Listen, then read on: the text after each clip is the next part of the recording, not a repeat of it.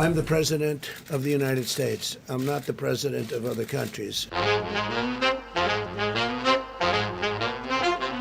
one of these doctors said, how do you know so much about this?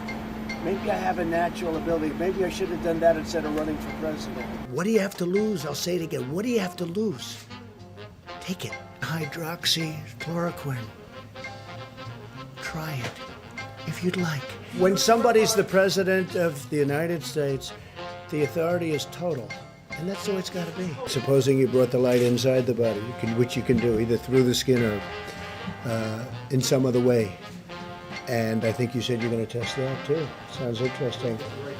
Right, and then I see the disinfectant, where it knocks it out in a minute, 1 minute.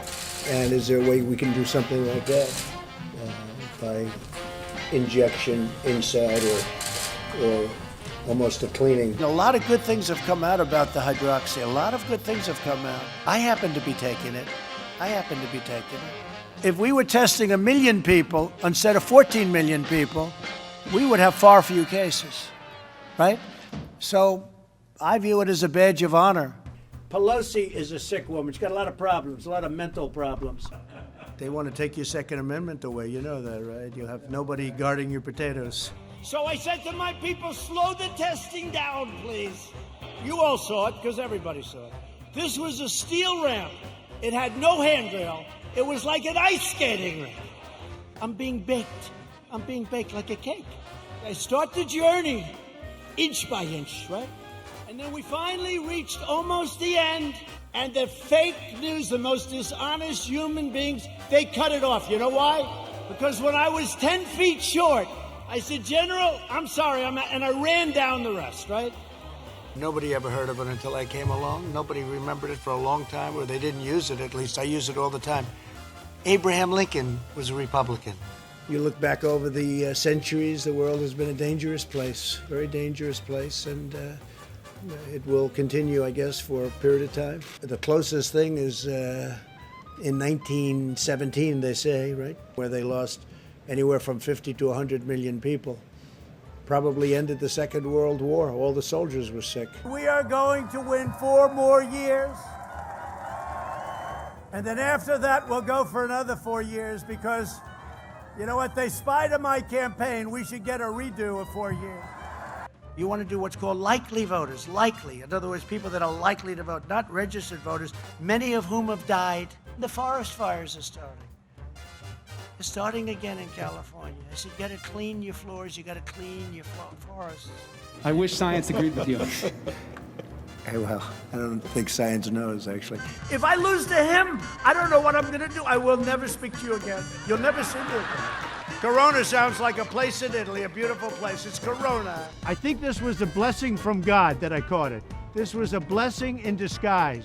I have done more for the African American community than any president, with the exception of Abraham Lincoln. Could you imagine if I lose my whole life? What am I going to do? I'm going to say, I lost to the worst candidate in the history of politics. I'm not going to feel so good. Maybe I'll have to leave the country. I don't know. I won't talk about the fact that people have to flush their toilet 15 times. Okay. I will not talk about it. I'll only talk about showers okay? And in California, you have a special mask. You cannot, under any circumstances, take it off. You have to eat through the mask. And who was a very distinguished person within the Republican Party?